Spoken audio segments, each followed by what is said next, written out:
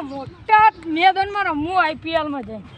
એવો ચક્કો મારું ને પેલા ગટિયાના બટિયાના હું ઉડાડી નાખો એટલે આ ગોડા મેચ રમતા આવતી નહીં અને મેચ રમવા જાવ ગોડું મેચ ના લાવવા નહીં ભાઈ કાલથી મેચ રમવા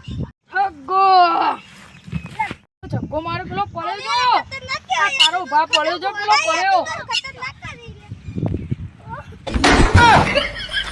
આયો માં તેગે